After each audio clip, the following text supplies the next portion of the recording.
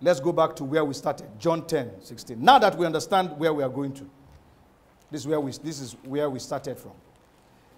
And we are going to now begin to see what the Lord is actually saying to us. And other sheep I have which are not of this fold. Them also I must bring. And they will hear my voice. And there will be one flock and one shepherd. He told them in John chapter 10. Then they brought this question in Acts chapter 1. Verse 6. Lord, will you at this time restore again the kingdom to Israel? And he says to them, let's forget about the timing. It is not for you to know the times and the seasons which the Father has put in his authority. But you shall receive what? Power, enablement, ability to be my witnesses. And you shall bear witness to me of the things I have done to bring men into the kingdom. First where? In Jerusalem, the city. In all of Judea, the province. And Samaria, the second one. He doesn't mention Galilee. He said, and to the ends of the earth. At first, when they started, where did they start? Jerusalem. In fact, they started now in Jerusalem and sat down in Jerusalem and sat down in Jerusalem. They didn't want to go anywhere until Saul of Tarsus unleashed. Then they all dispersed and began to preach and began to preach. Then they got to Antioch and they stayed. While they were ministering in Antioch to the Lord said, separate unto me Barnabas and Saul for a work whereunto I have called them. The first missionary journey took off. Then there was a second. Then there was a third. Before you know what's happening, the thing was going in ever increasing circles. And the whole world is getting to hear the gospel. And this is the reason. That time that we say, when will this kingdom be restored, is not going to come until the whole world has heard the gospel. Right now, Saudi Arabia has not heard the gospel. I hope you know that. North Korea has not heard the gospel. There are nations in the world that have not heard the gospel. I'm asking the question, what have we done? Have we prayed about those nations that are closed? What of the ones that are open? Have we preached to them? When you see a Saudi anywhere in the world, do you take the gospel to them, or you just sit down there and just admire them? Oh, see money. Ah, see how wealthy this man is. Oh, that's a Christian. You didn't try to befriend him and think of how you are going to slip the gospel in now that he's not in the place where he can behead you. What are we doing? We are huddled in one place every Sunday. Father, don't forget me. Oh, don't allow me. Don't allow me. Don't allow me to go empty-handed. Oh, Lord. Oh, Lord. Oh, Lord. Pouring saliva, sweating up and down on yourself. Meanwhile, souls are out there. People are dying daily in Saudi Arabia. No thought about how these people will be reached with the gospel. You have a megad in front of your house selling you sweet, and have you even said, let me pray to God about this man? We have a Muslim as a president. Have we taken that and said, Lord, you said we should pray for our leaders. I want to pray for this man.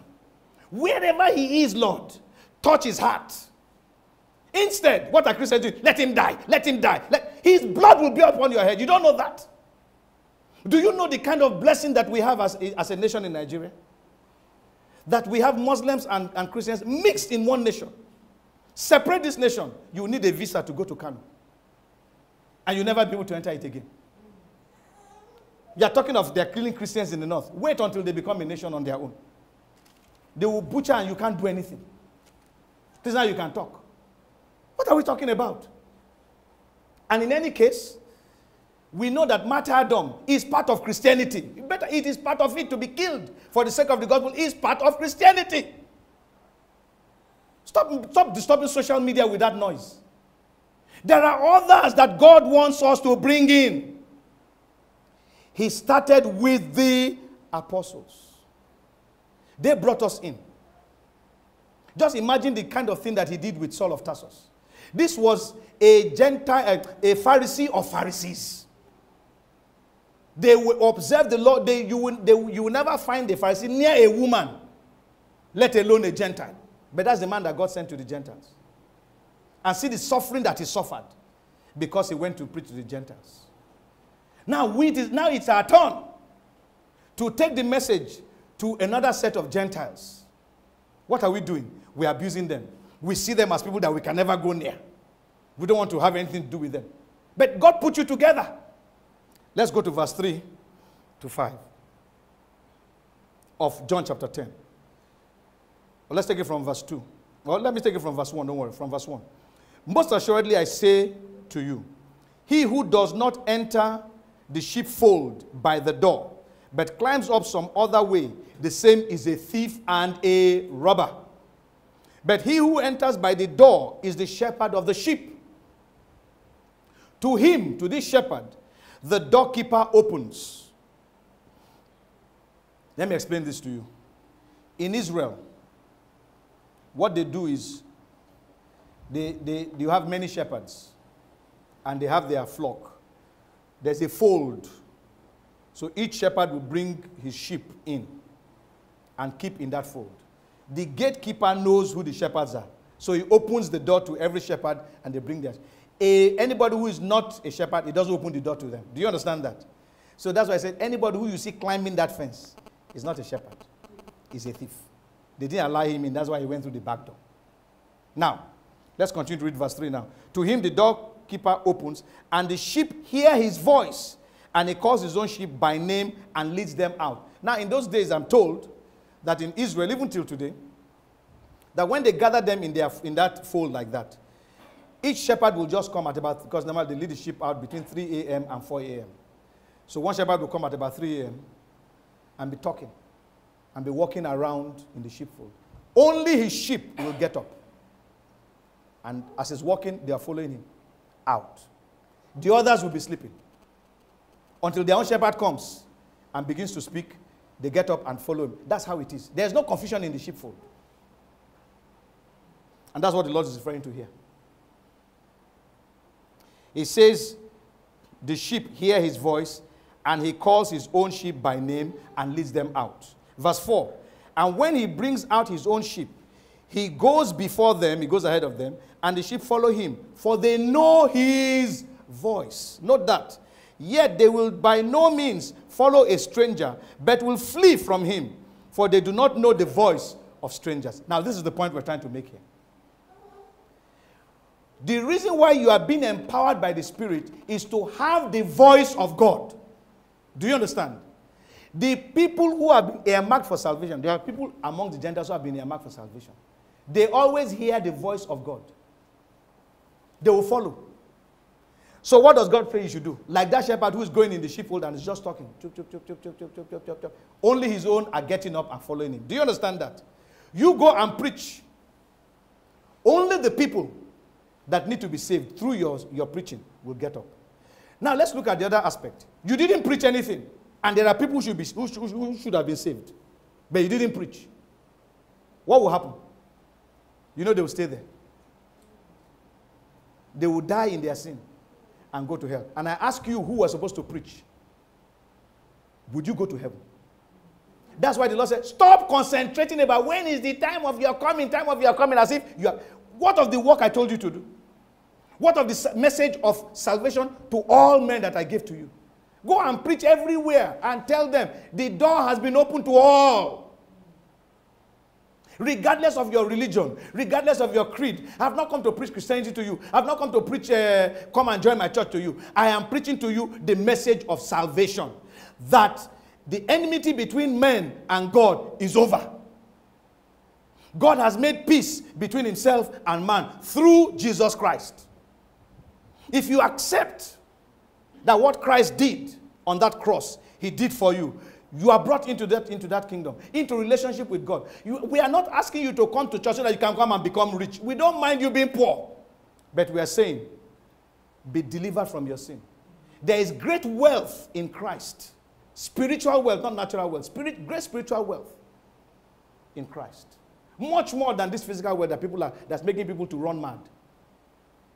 You need to see the kind of buildings that our churches are putting up.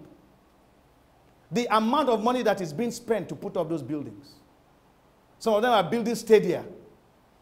and souls are perishing. And I'm wondering, where do you want to put the souls? When they were talking about the Islamization, the Muslims taking over Britain, taking over London, they mentioned one cathedral that has a seating capacity of 1,260 people. Guess how many sit there on Sunday? 20. So all these big stadiums we are building, how many do you think it will contain? When you are not able to reach the souls. When all you are talking to them about is how they will become something tomorrow, and then they don't become the thing because you don't have the power to make it to make them that. And the one who has the power to make them that did not say he's going to make them that. You are the one who went to tell them lies. The gospel is the gospel of truth. If we are not many in the church, so what? Can we teach the few in church the truth and let them be standing? What do you think will become of Christianity after a few years from now? Do you think we'll have Christians who will be bold to stand for God? That's the question. And God is wondering, what are these people doing? They huddle every Sunday. They make noise, make noise, make noise, make noise. The ones who want to wear fashion, wear fashion. The ones who are envious of the other person will be envy. The ones who want to, and we do all manner of things. Except what God says we should do. Some people go and say, I'm born again. I'm born again. And I ask them, what's your relationship with God like? How can you be born of a father? You don't talk to your father. You don't know your father. You don't know where your father lives. You don't know how to... And you say you are a child of that father. You are not a child of that man. How can your father write you a letter and you don't read it? The Bible is God's letter to man. Once you become born again, God gives you a letter.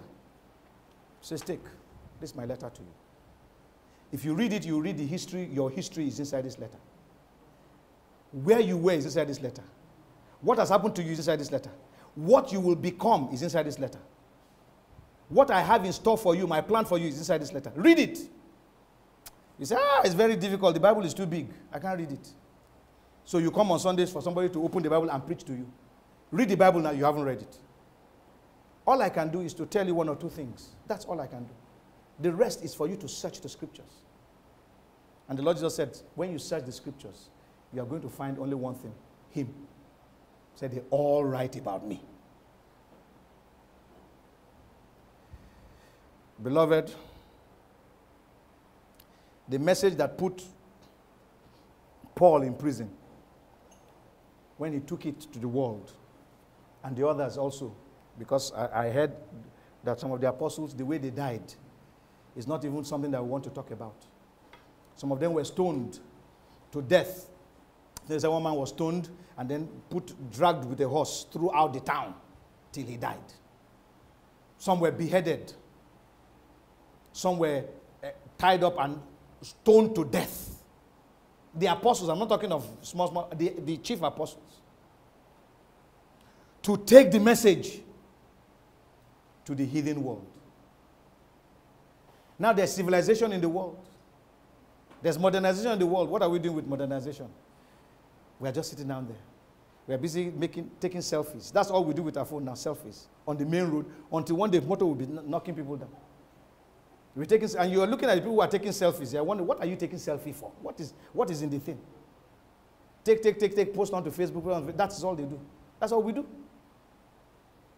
The real message of the gospel, we don't. We don't preach it. We will pick some very stupid, we'll pick the one that they killed somebody there, we'll share it on WhatsApp.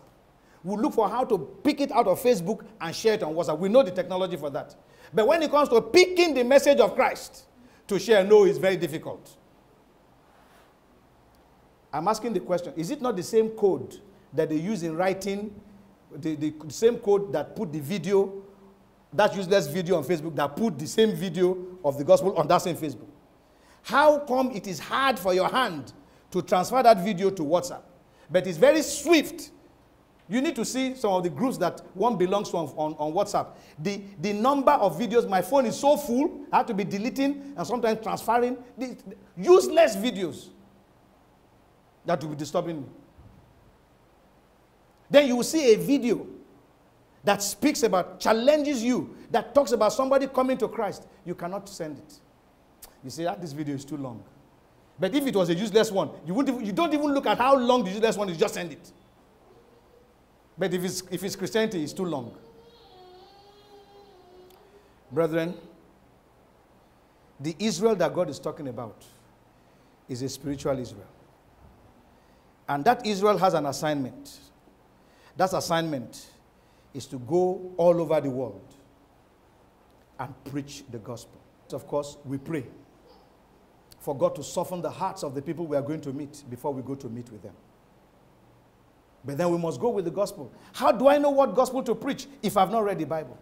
How do I know how to present the gospel if I've not read it? There are people who say they are born again and they are struggling with sin. How do I explain to them that the reason why you're struggling with sin is because you have not received the power to overcome sin? Many going out to say, I want to be born again is not enough. If you are truly born again, the power to overcome sin is given to you. The word Israel was given to Jacob, was given the name Israel. In Genesis chapter 32, 24 to 28, you remember that story? How Jacob wrestled with God. And God said, your name will no longer be Jacob, but your name will be Israel. Because you have had power with God, you have struggled with God, and you stayed, you overcame.